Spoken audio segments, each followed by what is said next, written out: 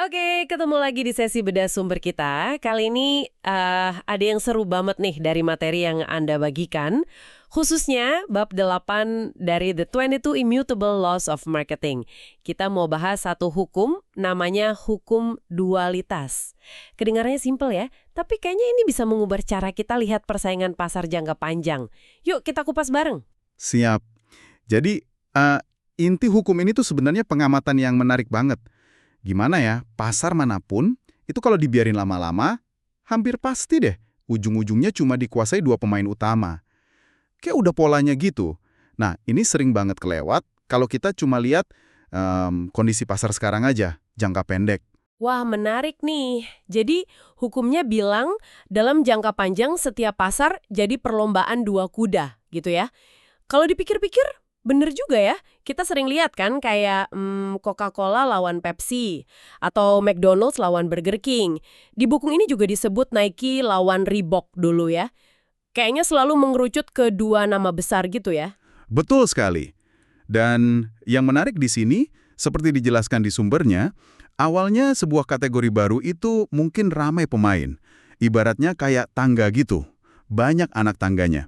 Tapi lama-lama, tangganya itu jadi makin pendek. Tinggal dua anak tangga teratas aja yang dominan. Oh gitu. Contoh paling klasik ya pasar cola itu. Di tahun 69, Coke itu pemimpin jauh banget. Diikuti Pepsi, terus ada Royal Crown atau RC Cola di posisi ketiga. Nah, coba lihat 20 tahun kemudian. Pangsa pasar Coke malah turun. Pepsi naik gila-gilaan, hampir nyamain Coke. Wah, Sementara si RC Cola ini makin hilang dari peredaran. itu dia. Aduh, kasihan juga ya si Arsikola jadinya. Ini nunjukin banget berarti betapa susahnya jadi pemain nomor 3 kalau industrinya udah mateng. Di sumbernya kan diceritain tuh, Arsikola udah coba nyerang pemimpin pasar. Tapi akhirnya tetap aja kesingkir. Mirip juga sama industri mobil di Amerika waktu buku ini ditulis. GM sama Ford kuat banget. Sementara Chrysler posisinya agak goyang gitu ya.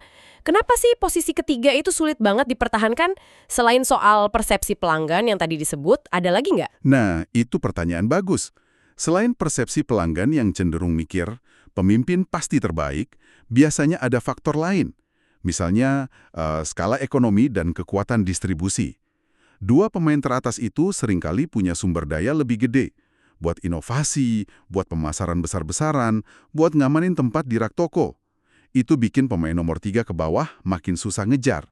Masuk akal. Dan pola ini bukan cuma di minuman atau mobil loh. Di industri lain yang disebut buku ini juga sama. Video game dulu kan ada Nintendo lawan Sega, yang NIC itu ketinggalan jauh. Oh iya. Baterai ada Eveready lawan Duracell. Film foto ada Kodak lawan Fuji. Bahkan sejarah industri mobil AS itu kan dari ratusan perusahaan jadi tinggal beberapa aja. Saat buku ini ditulis, katanya pasar laptop dipimpin Toshiba. Tapi banyak banget merek rebutan posisi kedua. Nah, menurut hukum ini, pertarungan itu nantinya ya cuma bakal ngisain dua pemenang aja dalam jangka panjang. Oke. Makin kebayang polanya nih. Terus apa artinya semua ini buat Anda yang lagi dengerin? Kenapa penting banget paham tren jangka panjang ini? Nah, ini dia. Ini penting banget buat strategi. Kalau kita tahu, pasar itu cenderung jadi arena dua pemain, artinya apa? Artinya, perusahaan yang sukses itu biasanya fokus banget buat jadi nomor 1 atau nomor 2 di bidangnya. Fokus ya kuncinya. Betul. Kayak strategi General Electric yang dicontohin di sumber, atau Procter & Gamble yang bisa dominan di banyak kategori produk. Kenapa? Karena mereka main di posisi 1 atau 2. Ini soal fokus dan memilih medan pertempuran yang tepat. Jadi bukan cuma soal bikin produk bagus aja ya, tapi juga soal gimana kita dilihat sama pelanggan dan posisi kita dibanding pesaing utama. Balik lagi ke ide utama buku ini berarti ya, kalau pemasaran itu perang persepsi. Tepat sekali.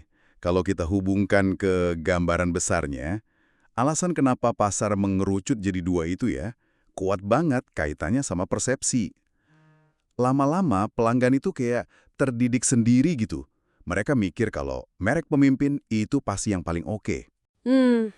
Walaupun belum tentu ya. Nah itu dia, meskipun belum tentu selalu benar soal kualitas produknya, keyakinan ini justru makin menguatkan posisi dua merek teratas itu, dan bikin yang lain makin susah bersaing. Jadi ya, ini menegaskan lagi, pemasaran itu memang pertarungan di benak konsumen. Sip, sip. Jadi kesimpulannya nih, hukum dualitas ini nunjukin kecenderungan alami pasar yang bakal mengerucut jadi pertarungan dua raksasa dalam jangka panjang. Pola yang kuat banget dan perlu diingat pas kita analisis industri manapun ya. Betul. Nah, sebagai penutup nih, coba Anda renungkan ini deh. Dengan adanya hukum ini, gimana Anda melihat persaingan di industri yang lagi Anda geluti atau minati sekarang? Udah kelihatan belum tanda-tanda bakal jadi perlombaan dua kuda? Atau pasarnya masih, rame banget pemainnya? Pertanyaan bagus tuh. Dan yang lebih penting mungkin, kalau posisi Anda atau perusahaan Anda ada di nomor 3 atau di bawahnya, apa artinya hukum ini buat strategi jangka panjang Anda? Nah, pertanyaan ini bisa jadi bahan pemikiran yang menarik nih setelah diskusi kita kali ini.